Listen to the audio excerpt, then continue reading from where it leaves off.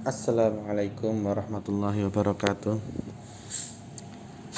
Sekarang kita membahas tentang psikologi perkembangan. Sebenarnya materi psikologi perkembangan ini sangat banyak sekali karena mulai dari fase pra kelahiran ya, ketika ada di kandungan, kemudian fase balita, anak-anak, remaja, dewasa, lalu sampai ke lansia. Akan tetapi di sini kita skip beberapa fase, kita langsung loncat ke fase remaja dan dewasa supaya lebih efektif karena keterbatasan waktu. Tapi jika berminat mempelajari fase-fase yang lainnya bisa dicari di buku-buku atau rujukan lain yang tersedia. Nah, baik. Yang pertama kita mulai dari fase remaja. Fase remaja ini adalah rentang usia antara 13 sampai 19. Maka kalau di barat itu remaja itu bahasa Inggrisnya adalah teen, TEEN, teen. Maka bilangan belasan dalam bahasa Inggris itu mulai dari 13 sampai 19 itu pakai teen. 13, 14, 15, 16, 17, 18, 19. Nah, kalau 12 itu belum teen, masih 12. Jadi belum masuk remaja, masih anak-anak usia akhir ya. Kemudian 20 juga sudah tidak remaja lagi, sudah mulai dewasa atau lebih tepatnya dewasa awal. Nah, jadi mungkin kalian yang mendengarkan ini masih usia remaja akhir ya, mungkin ya usia 18-19. Nah, itu berarti masih teen, masih periode masa remaja. Di sini perkembangan fisik itu mencapai akhir, artinya baik bagi cewek maupun cowok biasanya ya ketika tingginya sudah segitu ya udah nanti usia 20 ke atas tinggi udah nggak bisa nambah lagi. Nah, perkembangan fisik seperti itu sudah mentok di usia akhir 19-an. Kemudian terjadi juga masa periode pubertas atau mengalami kematangan seksual, di mana yang laki-laki sudah mulai mimpi basah, spermanya sudah matang, kemudian yang perempuan juga sudah menstruasi, sel telurnya sudah matang, sudah siap melakukan pembuahan, sudah siap untuk melakukan reproduksi. Kemudian berikutnya secara psikososial ya, remaja ini menurut teorinya Piaget atau tulisannya Piaget, remaja itu terlibat dalam dua jenis pemikiran egosentris, namanya adalah imaginary audience dan personal fable. Apa itu imaginary audience? Jadi imaginary audience itu dia merasa bahwa dia itu adalah pusat dari segalanya. Nah, maksudnya gimana? Maksudnya adalah bahwa dia itu merasa dia itu orang yang penting, dia itu orang yang diperhatikan oleh orang lain. Kalau istilah saya menyebutnya dalam bahasa Jawa itu, dia itu lakonnya lah, dia itu adalah tokoh utama dalam hidup ini, artinya dalam alam semesta ini dia itu adalah tokoh utama. Itu adalah imaginary audience, dan orang-orang lain itu cuma figuran saja, cuma tokoh pelengkap, cuma apa namanya ya, seperti itulah. Itu yang disebut dengan imaginary audience. Kemudian yang personal fable ini adalah di mana seorang remaja itu dia merasa bahwa dia itu mempunyai sebuah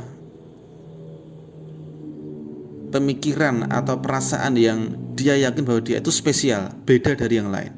Nah, biasanya ini ditunjukkan dengan cara apa ya? Kalau dia berbeda pendapat, dia tuh selalu mengatakan, aku tuh beda sama kamu, kamu tuh nggak ngerti aku. Nah, itu biasanya diwujudkan dengan perasaan-perasaan seperti itu muncul di usia-usia remaja. Nah, itu disebut dengan personal fable, di mana seseorang itu memiliki apa ya, personal fable itu kan secara bahasa artinya adalah dongeng pribadi. Nah, dia merasa bahwa dia mempunyai pemikiran yang berbeda dibandingkan orang, perasaan yang berbeda, orang lain itu nggak bisa paham, nggak bisa mengerti perasaannya, pemikirannya, seperti itu. Kemudian lanjut ke perkembangan moral dari Kohlberg. Jadi ada 3 fase perkembangan moral, yaitu yang pertama perkembangan moral prakonvensional. Ini biasanya ketika masih anak-anak prakonvensional ini dia belum mengerti aturan, belum mengerti norma dan sebagainya. Nah, dia melakukan sesuatu itu berdasarkan efek dari yang dia lakukan. Misalnya seorang anak itu mengambil uang dari dompet orang tuanya. Kalau dia tidak dihukum, dibiarkan saja seperti itu, ya dia berarti menyimpulkan bahwa oh berarti ini tidak apa-apa, ini boleh. Dia misalnya tidak sholat, orang tuanya diem aja tidak ngapain, oh berarti tidak sholat itu tidak apa-apa. Nah seperti itu prakonvensional. Kemudian fase berikutnya fase konvensional. Nah ini mulai di masa anak-anak akhir ya, usia 10, 11, 12-an. Kemudian masa remaja dan ya dewasa. Nah ini sudah mulai mengerti yang namanya aturan, mulai mengerti yang namanya tata tertib, mulai mengerti namanya norma, hukum, undang-undang, sudah tahu bahwa ini nggak boleh, itu nggak boleh, harus gini, harus itu, sudah tahu, sudah mulai tahu. Nah kemudian fase perkembangan moral berikutnya yaitu post konvensional atau pasca konvensional ya, dimana ini terjadi di masa-masa biasanya dewasa akhir atau lansia seperti itu. Orang-orang karena pengalaman hidupnya, karena kebijaksanaannya, dia sudah tahu aturan, tetapi karena demi kepentingan moral dia itu menerjang moral itu. Misalnya di buku ini dicontohkan ada seorang suami yang membantu istrinya bunuh diri. Jadi si istrinya itu sakit parah, daripada sakit terus menerus lebih baik bunuh diri saja. Maka suami ini membantu istrinya bunuh diri. Nah ini kan secara hukum, secara undang-undang, secara norma kan nggak boleh. Tetapi itu karena perasaan empati secara moral dia melakukan itu. Nah itu namanya moralitas pasca konvensional, di mana seseorang itu melampaui hukum-hukum itu untuk melakukan hal-hal yang di luar hukum, tapi dengan tujuan moral, bukan dengan tujuan kepentingan pribadi seperti itu. Berikutnya pencarian remaja terhadap identitas pribadi. Nah jadi dalam teori psikososialnya Erikson, remaja itu terjadi krisis identitas, di mana dia mengalami kebingungan peran. Nah, tugas remaja itu diantaranya dia pengen mencapai perasaan diri yang konsisten dari semua peran, nilai, dan masa depan yang terbuka baginya. Nah, jadi kita sering mendengar bahwa remaja itu zamannya mencari jati diri. Karena itu dia itu bingung untuk menjadi orang seperti apa, bingung dengan perannya. Apakah dia ingin menjadi orang yang seperti ini atau seperti itu, karena dia merasa semua pintu itu masih terbuka lebar. Nah, dia bisa menjadi ini, bisa menjadi itu. Beda kalau sudah tua dia sudah nggak punya banyak pilihan, mau nggak mau ya harus menjalani hidupnya yang seperti itu. Tapi kalau masih remaja dia masih bisa membagi pilihan-pilihannya. Bahkan ketika kalian masih SMA gitu, kalian bisa memikirkan nanti aku kuliah mau di mana, mau jadi apa, itu masih bisa memilih terbuka lebar. Kalian mau mencari pergaulan yang seperti apa, nah itu juga masih terbuka. Tapi kalau sudah dewasa, sudah lansia, itu mencari pergaulan baru itu susah. Nah seperti itu masa remaja. Kemudian kita masuk ke masa dewasa. Masa dewasa ini dimulai di awal usia 20-an dan berakhirnya sampai dia mati. Dibagi jadi 3 masa dewasa ini, yaitu dewasa muda, dewasa menengah atau dewasa madya, kemudian dewasa lanjut atau ya lansia.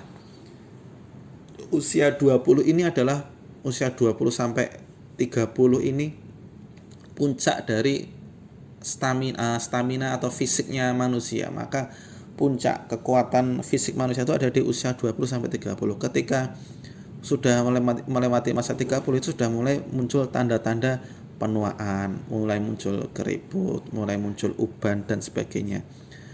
Kemudian pada usia 40 ke atas itu mulai terjadi penurunan fungsi organ, entah itu kemampuan melihat menjadi meredup, kemampuan mendengar berkurang, sudah tidak cekatan lagi dan sebagainya.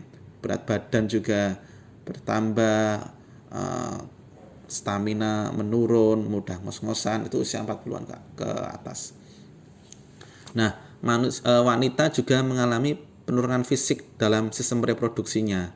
Nah, jadi ketika usia 50-an itu wanita mengalami menopause. Ini memang setiap wanita berbeda-beda, tapi ya rata-rata sekitar usia 50-an mengalami menopause, di mana setelah menopause itu wanita sudah tidak bisa melakukan proses reproduksi lagi, sudah tidak bisa hamil lagi. Laki-laki juga sama mengalami namanya andropause. Nah, itu adalah perubahan testosteron dan hormon pria yang lain yang mulai dramatis, mulai signifikan itu usia 4 bulan ke atas bagi pria. Kemudian mulai muncul juga masalah-masalah penyakit bagi manusia di bidang kesehatan yang umumnya seperti hipertensi, kemudian kanker kulit, radang sendi, dan yang paling banyak lagi adalah jantung, kanker, dan stroke. Lalu tadi sudah krisis identitas dari remaja, sekarang krisis kedewasaan, krisis orang dewasa menurut Erikson, psikososial Erikson. Di krisis kedewasaan ini pada dewasa muda, ya dewasa awal, itu ada krisis pertentangan antara keintiman dan isolasi, di mana pada usia dewasa awal, dewasa muda, itu orang mulai terjadi gejolak antara dia ingin menjalin hubungan, menjalin keintiman, atau dia ingin menyendiri, isolasi. Nah, jadi usia-usia 20-an sampai 30-an ini biasanya orang-orang galau antara pengen masih menjomblo atau pengen segera cari pasangan. Ini konflik itu terjadi di usia 20-30. Sebelum usia 20 itu rata-rata ya belum ada konflik seperti ini, belum ada keinginan ingin menjalin hubungan, maksudnya dalam hal ini menikah gitu ya. Tapi sudah mulai usia 20 itu sudah mulai gejolak. Apalagi biasanya terjadi pada wanita yang mulai usia 20 apalagi 25 ke atas belum mempunyai calon, itu sudah mulai gelisah. Nah, seperti itu.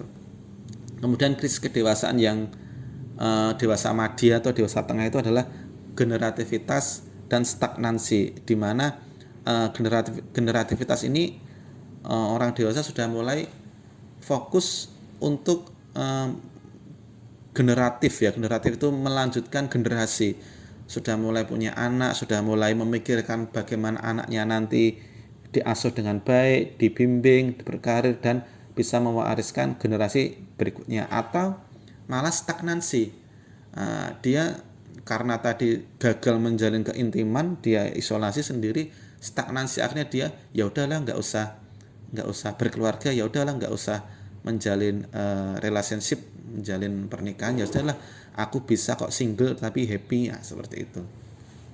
Kemudian krisis dewasa yang terakhir itu adalah integritas dan keputusasaan, di mana orang usia ini tuh sudah mulai memikirkan tentang mati. Antara dia ini mau menghabiskan apa usianya sampai dia mati, itu mulai menjadi krisis. Apakah aku bakal gini-gini terus? Apakah aku bakal kerja selama-lamanya? Kapan aku pensiun? Aku ninggal apa untuk dunia, untuk keluargaku? Aku nyiapin apa untuk akhirat, dan sebagainya. Berikutnya, teori-teori mengapa kok manusia menjadi tua. Ada 4 teori. Yang pertama, teori aktivitas. Teori aktivitas ini menunjukkan bahwa seorang dewasa akhir, dewasa lanjut itu yang mengisi waktu tuanya dengan aktivitas-aktivitas yang menyenangkan baginya, menggeluti hobinya, itu cenderung lebih lebih positif menyikapi penuaan. Jadi orang tua itu biasanya karena nanti mungkin ada beberapa perbedaan kasus yang lain. Orang tua itu biasanya sudah mengalami orang tua itu mempunyai waktu, juga mempunyai uang, tetapi tidak mempunyai tenaga. Nah, itu kan bedanya anak-anak remaja, anak-anak dewasa sama lansia, itu kan seperti itu. Anak-anak atau remaja itu punya waktu, punya tenaga, tapi nggak punya uang. Orang dewasa punya uang, punya tenaga, tapi nggak punya waktu. Orang tua, orang lansia itu punya uang, punya waktu, tapi udah nggak punya tenaga. Nah, maka ketika dia melakukan sesuatu yang membutuhkan tenaga, tapi sesuatu itu yang positif bagi dia, yang menyenangkan bagi dia, itu sikap dia dalam menerima usia tua itu lebih positif. Kemudian teori jam seluler ini mengatakan bahwa sel-sel tubuh kita itu mempunyai batas batas maksimal berreproduksi. Jadi kan sel-sel kita ini kan metabolismenya berkembang terus sampai limitnya lah, istilahnya ada limitnya. Sel ini bakal ada limitnya, kalau sudah mencapai limit sel ini sudah nggak bisa berproduksi lagi, nggak bisa melakukan metabolisme lagi, ya sudah mati. Nah, seperti itu. Kemudian teori ketiga adalah teori keausan, yang namanya barang atau alat kalau dipakai terus-menerus ya lama-lama bakal menjadi aus, bakal menjadi usang, bakal menjadi lapuk. Tubuh manusia juga sama seperti itu. Karena dipakai terus-menerus ya akhirnya lama-lama menjadi usang, menjadi lapuk, menjadi berkarat, akhirnya rusak. Kemudian teori berikutnya radikal bebas. Teori radikal bebas ini mengatakan bahwa oksigen di sekitar kita itu kan bisa melakukan oksidasi, yang itu akan merusak tubuh kita. Yang bergerak di sekitar sel-sel tubuh kita itu bisa merusak struktur sel seiring berjalannya waktu. Kalau selnya sudah rusak ya sudah, berarti kita bakal mati. Kemudian lanjut ke teori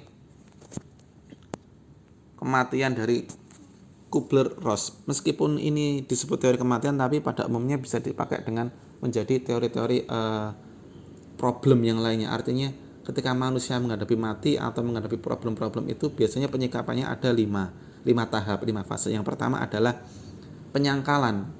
Ketika manusia dikasih tahu bahwa manusia itu bakal mati, dia itu pertama bakal menyangkal dulu. Enggak, kata siapa. Ketika dia dapat problem, enggak, kata siapa. Enggak mungkin lah. Misalnya kalian di vonis nggak bisa lulus semester ini, harus ngulang semester depan, harus membayar lagi, kalian bakal menyangka enggak, aku bisa kok selesai ini bisa. Nah, tapi setelah tahu bahwa nggak bisa menyangkal lagi, dia bakal marah-marah. Ini gimana sih, ini kok kayak gini, harusnya kan ini salah itu, ini kan harusnya. Fase yang kedua adalah kemarahan. Atau kalau orang menghadapi kematian mulai marah, kenapa sih manusia harus mati, kenapa sih aku nggak mapan, nggak sukses aku, kenapa sih amal ibadahku kurang, seperti itu. Kemudian yang ketiga adalah tawar menawar. Tawar menawar ini kita mulai melakukan negosiasi tawar menawar bagaimana agar ini ada solusinya. Misalnya dulu dikisahkan itu banyak orang-orang itu pengen mencari keabadian, kemudian mencari gimana supaya manusia itu terhindar dari kiamat Armageddon, membuat pesawat luar angkasa, membuat kapal atau apa seperti itu kan salah satu bentuk tawar menawar manusia terhadap kematian, terhadap bencana. Ketika kalian nanti dapat problem itu nggak bisa lulus gitu misalnya, karena bakal tawar menawar, Pak, gimana Pak caranya Pak biar saya lulus, saya remedi nggak apa-apa, saya ini itu nggak apa-apa, bayar lagi nggak apa-apa, seperti itu. Kemudian setelah tahu bahwa dia tidak mungkin bisa tawar menawar, akhirnya terjadi depresi, ya sedih, hancur, galau dan sebagainya, overthinking, sampai pada tahap terakhir yaitu penerimaan. Akhirnya ya udahlah, mau gimana lagi, ya sudahlah, memang ini harus terjadi. Jadi fase penerimaan ini harus mengalami fase-fase penyangkalan, kemarahan, tawar menawar sampai depresi tadi sebelum akhirnya ke penerimaan, seperti itu. Kemudian terakhir, setiap budaya itu mempunyai pandangan perspektif yang berbeda-beda terhadap kematian, sebagaimana dituliskan di kelas antropologi ya. Tiap budaya itu punya konsep kosmologi yang berbeda-beda. Misalnya di sini dicontohkan di keluarga Hindu yang kaya ya, terutama itu orang-orang sakaratul maut itu dikelilingi oleh keluarga sama teman-temannya, kemudian dilakukan upacara penghormatan pemakaman selama 2 minggu yang menghabiskan biaya yang jutaan, kemudian nanti dibakar, dilarung dan sebagainya. Kadang ada yang nunggu nggak cuma 2 minggu tapi nunggu sampai beberapa bulan, nunggu duitnya terkumpul. Kemudian ada juga budaya di Cheyenne Utara, itu di daerah Colorado. Nah itu kematian itu juga merupakan siklus bahwa nanti suatu saat akan berulang lagi, berulang seperti itu. Hidup mati. Kemudian di dalam budaya Navajo itu di Amerika bagian barat daya Amerika. Nah itu orang mati itu diyakini bahwa mereka itu pindah ke dunia bawah, dikubur masuk ke dunia bawah, dan untuk itu orang-orang yang sudah mati itu harus segera dikubur supaya apa? Supaya dia tidak menarik roh-roh, apalagi roh-roh zat yang ada di dunia bawah ke dunia atas, ke dunianya orang hidup. Nah itu sekilas tentang beberapa perspektif lintas budaya tentang kematian. Terima kasih. Assalamualaikum warahmatullahi wabarakatuh.